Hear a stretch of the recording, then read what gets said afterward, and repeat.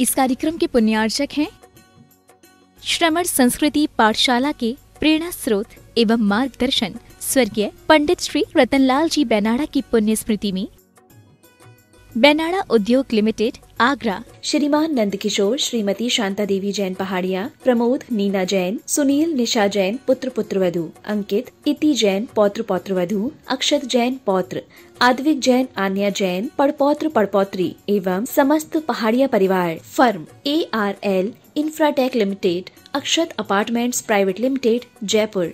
श्रीमान नरेंद्र कुमार जी, श्रीमती पुष्पा देवी जी, श्रीमान सुरेश कुमार जी, श्रीमती ललिता देवी जी, श्रीमान प्रदीप कुमार जी, श्रीमती मंजू देवी जी, श्रीमान अनिल कुमार जी, श्रीमती संजू देवी जी, रेहाबाड़ी, गुवाहाटी, असम।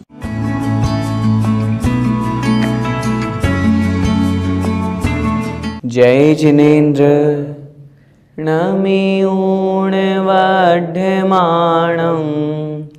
परमपाणं जिणं तिसुद्धेन वोच्छामिरयणसारं सायारिणयारिधं मीणम्। पंच परमेष्ठी भगवान की जय। द्वादशांग जिनवाणी माता की जय। आचार्य भगवंत श्री कुंद कुंद स्वामी महाराज की जय। आचार्य भगवंत श्री विद्यासागर जी महामुनिराज की जय। परम पूज्य गुरुदेव निर्यापक श्रमण मुनिपुंगव श्री सुधा सागर जी महाराज की जय। अढ़ाई द्वीपस्थ समस्त महामुनिराजों की जय। आचार्य भगवान कुंद कुंद स्वामी महाराज रयणसार ग्रंथ में कह रहे हैं, जो साधु होकर के भी सिर्फ खाने के लिए, सिर्फ भोजन के लिए क्रियाओं में या प्रवृत्ति करता है, तब उस स्थिति में वह साधु सच्चा साधु नहीं है, सम्यक्त्व से रहित है। वर्णन चल रहा है मुनि महाराज के क्रियाओं का। कैसे होते हैं मुनि महाराज, मुनि महाराज का आचरण कैसा होता है। आइए अगली गाथा देखते हैं, जिसमें आचार्य महाराज कह रहे हैं किस प्रकार उस पाप से युक्त होने के कारण से अपना स्वार्थ पूर्ति करने के लिए वो क्रियाओं में लिप्त होते हैं। गाथा क्रमांक 106। चम्मठि मंस लव लुद्धो, चम्मठि मंस लव लुद्धो, सुणहो गज्जये मुनिम दिट्ठा, सुणहो गज्जये मुनिम दिट्ठा, जह तह पावे ठोसो, जह तह पावे ठोसो, धम्मिट्ठम दिट्ठा सगी अट्ठो, धम्मिट्ठम दिट्ठा सगी अट्ठो। बोलिए चम्मठि मंस लव लुद्धो, सुणहो गज्जये मुनिम दिट्ठा, जह तह पावे ठोसो, धम्मिट्ठम दिट्ठा सगी अट्ठो। आइए शब्दार्थ देखते हैं। आचार्य महाराज एक उदाहरण के माध्यम से समझा रहे हैं कि पापी जीव किस प्रकार धर्मात्मा को देख करके उनसे कलह करते हैं। चम्मठि मंस लव लुद्धो, जह माने जिस प्रकार, जैसे चम्मठि, चम अट्ठी, अट्ठी अर्थात चर्म अर्थात चमड़ा, और अट्ठी माने अस्थि हड्डी, मंस अर्थात मांस, लव लुद्धो, लव का तात्पर्य है टुकड़ा, थोड़ा सा। जैसे चर्म, अस्थि और मांस के टुकड़े का लुद्धो माने लोभी, जो उसे प्राप्त करना चाहता है, ऐसा सुणहो अर्थात श्वान, श्वान माने कुत्ता। जो कुत्ता, जो श्वान थोड़े से अस्थि, हड्डी, मांस और चर्म आदि का लोभी है, वह श्वान क्या करता है, मुनिम दिट्ठा गज्जये, मुनि को देख करके, गज्जये मतलब भौंकता है। उसे ये थोड़ी ना पता है ये मुनि है, मुझे इनका सम्मान करना चाहिए। वो तो बस ये भाव रख करके मुझे ग्रहण करना है, मुझे इनको काटना है। इसलिए वो मांस का लोभी, वह अस्थि का लोभी, वह चर्म का लोभी, वह कुत्ता जिस प्रकार उन मुनि को देख करके भौंकता है, चिल्लाता है, उन्हें काटने को दौड़ता है, तह माने उसी प्रकार। पाविट्ठो अर्थात पापी जीव। तह मतलब उसी प्रकार पाविट्ठो अर्थात पापी जीव क्या करता है, जो सगीयट्ठो धम्मिट्ठम, जो मतलब वह पापी जीव सगीयट्ठो अर्थात स्वार्थवश अपनी स्वार्थ पूर्ति के लिए, अपनी क्रियाओं की पूर्ति के लिए, अपने नाम के लिए, सामने वाले का कुछ भी हो उससे कोई फर्क नहीं पड़ता, बिल्कुल सेल्फिश होकर स्वार्थवश क्या करता है, धम्मिट्ठम दिट्ठा, धम्मिट्ठम अर्थात धर्मात्मा को, दिट्ठा मतलब देख करके। अब देख करके क्या, वही जो पहले वाली पंक्ति में जो हमने शब्द पढ़ा था, गज्जये अर्थात भौंकता है, कलह करता है। कुत्ता भौंकता है तो पापी जीव भौंकने से तात्पर्य है कलह करता है, झगड़ा करता है। आचार्य महाराज इस गाथा में कह रहे हैं, उस श्वान की उपमा उस पापी जीव को दे रहे हैं। जैसे वह कुत्ता किसी भी मुनि को देख करके क्यों भौंकता है, क्योंकि उसे क्या चाहिए, वो स्वार्थी है, उसे चाहिए मुझे अस्थि मिल जाएगी, मांस का टुकड़ा मिल जाएगा जिससे मेरा काम चल जाएगा। उसी प्रकार पापी व्यक्ति धर्मात्मा को देख करके अपने स्वार्थ के कारण से भौंकता है, कलह करता है, झगड़ा करता है। उसे ये लगता है ये धर्मात्मा आ गया, मेरी कौन सुनेगा, इसलिए वो उनसे लड़ाई झगड़े में लग जाता है और इसीलिए वह पाप क्रियाओं से युक्त होकर के पापी कहलाता है। उसकी प्रवृत्ति उस श्वान के समान है, कुत्ते के समान है, जो पूर्ण रूप से निंदनीय है। भैया जी, पापी जीव धर्मात्मा से द्वेष क्यों करता है? पापी जीव पाप क्रियाओं में अपने आप को सुखी मानता है। वो क्या सोचता है, मैं पाप करता रहूँगा, कषाय भाव से युक्त रहूँगा तो मैं सुखी हूँ, क्योंकि वो पापी है ना। उसकी दृष्टि में ये नहीं है कि हिंसा करने से मुझे पाप लगेगा, मुझे इससे दूर होना चाहिए। वो तो ये सोचता है मैं तो मार रहा हूँ, मैं तो अपने सुख के लिए मार रहा हूँ। तो कहने का तात्पर्य है, पापी व्यक्ति चूँकि अधर्म में, पाप में, विषय कषायों में अपने आप को सुखी मानता है, और धर्मात्मा क्या होते हैं, इनसे विपरीत होते हैं। वो जानते हैं अगर पाप क्रियाओं में लिप्त होंगे तो हमें दोष भी लगेगा, मेरी आत्मा का पतन भी होगा, संसार परिभ्रमण बढ़ेगा मेरा। इसलिए वो पाप क्रियाओं से, विषय कषायों से दूर होते हैं और लोगों को उपदेश देते हैं, समझाते हैं। पापी ये सोचता है अगर मैं इनके पास जाऊँगा आऊँगा तो ये मेरा अधर्म छुड़वा देंगे, मेरा पाप छुड़वा देंगे, फिर मुझे जो सुख मिल रहा है वो नहीं मिलेगा, इसलिए वो उनसे द्वेष करता है। एक तरह से दोनों विपरीत हैं। धर्मात्मा जीव उन पाप क्रियाओं से दूर होकर के आत्म कल्याण की भावना रखता है और पापी जीव उन्हीं पाप क्रियाओं को करते हुए उसमें सुख मानता है, इसलिए वो उसके उपदेष्टा, उस धर्म का पालन करने वाले उन धर्मात्माओं से विद्वेष रखता है, उनसे दूरी बना के रखता है ताकि उसके सुख में कोई बाधा न पहुँचे। परंतु ये तो गलत है, इसीलिए तो वो पापी कहलाता है। अब अगली गाथा में आचार्य महाराज उन महान साधु के बारे में कह रहे हैं जो यथालाप कुछ प्राप्त करके और अपने संयम और आत्म कल्याण में जो निमित्त है, ऐसे ध्यान और अध्ययन में लगे रहते हैं। निश्चित रूप से वे साधु प्रशंसनीय हैं। आइए देखते हैं अगली गाथा। भुंजे जहालाहम, भुंजे जहालाहम, लहे जैनान संयम निमित्तम, लहे जैनान संयम निमित्तम, झाणज्जयन निमित्तम, झाणज्जयन निमित्तम, अणयारो मोक्षमग्रौ,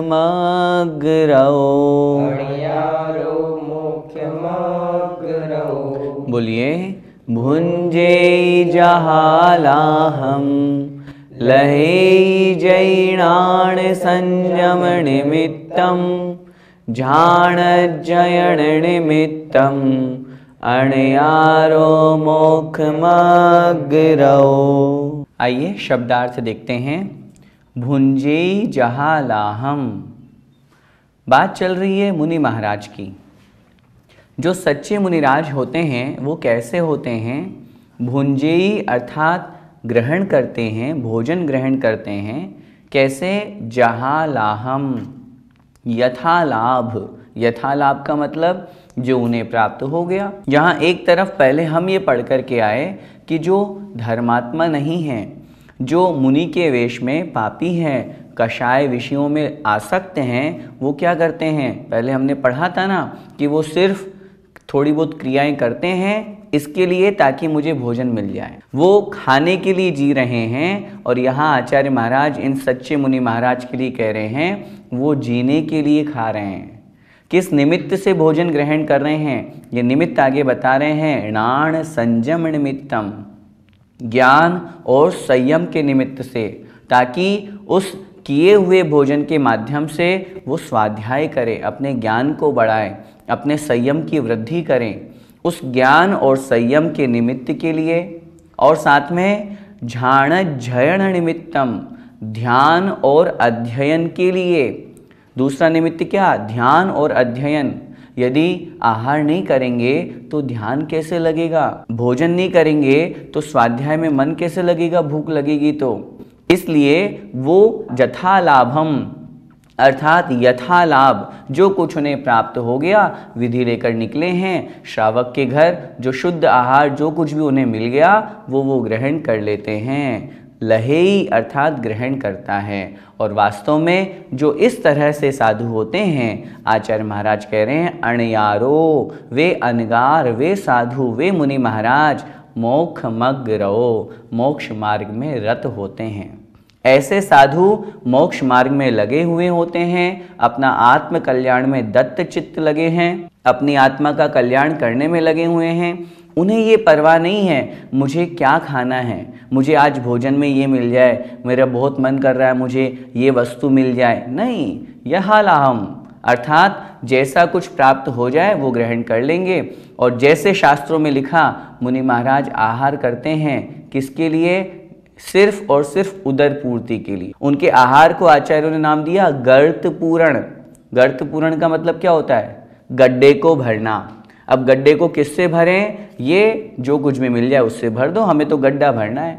और जो सच्चे साधु होते हैं वो ये नहीं सोचते कि मैं अपने रस के लिए, अपनी इंद्रिय वांछा के लिए मैं भोजन ग्रहण कर रहा हूँ। वो तो सिर्फ अपने पेट को उनको भरना है, उधर पूर्ति करनी है ताकि साधना हो सके, ज्ञान संयम में वृद्धि हो सके। यही उनका लक्ष्य होता है। भैया जी, आहार से ज्ञान संयम की वृद्धि कैसे होती है? आहार हमारे ज्ञान और संयम की वृद्धि में निमित्त है। यदि आहार नहीं करेंगे तो भूख लगने पर हमारा स्वाध्याय में मन कैसे लगेगा? हम चिंतन कैसे कर पाएंगे? कोई साधु हैं और ध्यान करने के लिए बैठे और उसी समय चूंकि अब 3 दिन से उपवास हो रहा है, अब मन में विकल्प होंगे, तब ऐसी स्थिति में उन्हें आहार के लिए निकलना ही पड़ता है। तो कहने का तात्पर्य है आहार संयम और ज्ञान ध्यान आदि में वृद्धि में निमित्त है। क्योंकि अगर आहार नहीं करेंगे तो संयम का पालन भी अच्छी तरह से नहीं हो सकता। ईर्या समिति तभी पल पाएगी जब ईर्या समिति के साथ में आदान निक्षेपण, भाषा समिति, ऐष्णा समिति का पालन होता है। भोजन अगर नहीं मिलेगा तो फिर व्रत संयम का पालन कैसे होगा? फिर शरीर शिथिल हो जाएगा तो फिर आगे उन मूल गुणों का पालन कैसे हो पाएगा? आचार्य भगवंत जब गायों के बारे में उनकी दया और करुणा के भावना से उपदेश देते हैं तो आचार्य श्री कहते हैं, धवलाकार आचार्य भगवान कलिकाल सर्वज्ञ वीर सेन स्वामी महाराज ने लिखा, या श्री सा गो, जो लक्ष्मी है वह गाय है। और देखिए गाय का जो दूध है वो कितना पावन और कितना पवित्र है। तीर्थंकर भगवंतों ने भी उस क्षीरान्न को ग्रहण करके वह जो आहार ग्रहण किया, उस आहार से उनके शरीर में वो साध धातु रूप में परिणत हुआ, शरीर वृद्धि को प्राप्त हुआ, शरीर शिथिलता से बचा और उनकी साधना में निमित्त बना। पूज्य आचार्य भगवंत कहते हैं जो साधु आहार ग्रहण करते हैं वो उससे साधना करते हैं, संयम की वृद्धि करते हैं, ध्यान करते हैं। और तीर्थंकर भगवान उस आहार के माध्यम से शुक्ल ध्यान प्राप्त करके और केवल ज्ञान को प्राप्त करते हैं। तो हम स्वयं सोच सकते हैं कि आहार कितना महत्वपूर्ण है।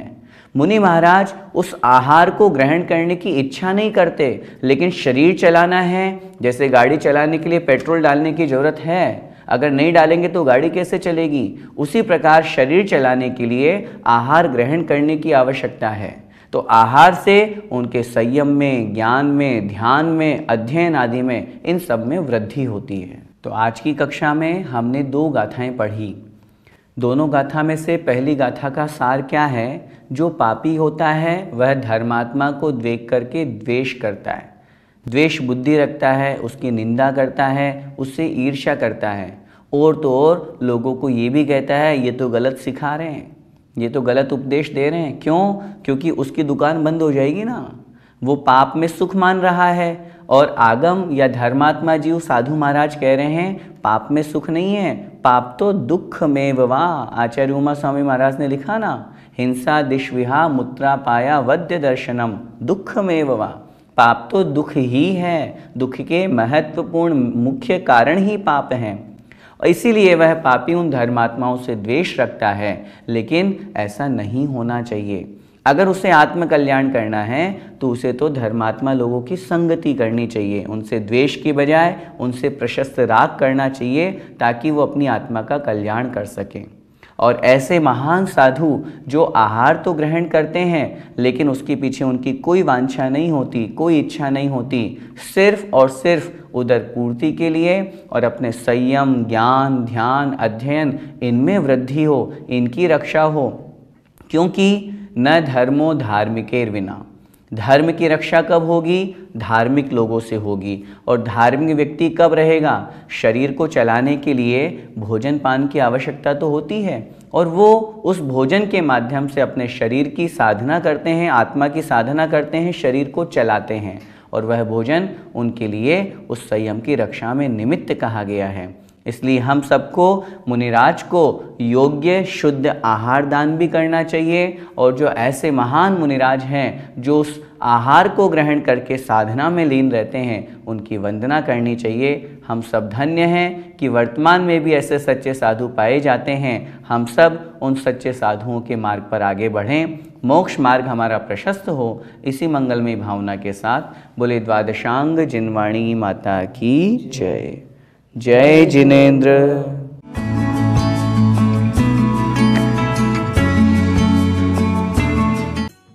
इस कार्यक्रम के पुण्यार्चक थे श्रमण संस्कृति पाठशाला के प्रेरणा स्रोत एवं मार्गदर्शन स्वर्गीय पंडित श्री रतनलाल जी बेनाड़ा की पुण्य स्मृति में बेनाड़ा उद्योग लिमिटेड, आगरा। श्रीमान नंदकिशोर, श्रीमती शांता देवी जैन पहाड़िया, प्रमोद, नीना जैन, सुनील, निशा जैन पुत्र पुत्रवधू, अंकित, इति जैन पौत्र पौत्रवधू, अक्षत जैन पौत्र, आद्विक जैन, आन्या जैन पड़पौत्र पड़पौत्री एवं समस्त पहाड़िया परिवार, फर्म ARL इंफ्राटेक लिमिटेड, अक्षत अपार्टमेंट्स प्राइवेट लिमिटेड, जयपुर। श्रीमान नरेंद्र कुमार जी, श्रीमती पुष्पा देवी जी, श्रीमान सुरेश कुमार जी, श्रीमती ललिता देवी जी, श्रीमान प्रदीप कुमार जी, श्रीमती मंजू देवी जी, श्रीमान अनिल कुमार जी, श्रीमती संजू देवी जी, रेहाबाड़ी, गुवाहाटी, असम।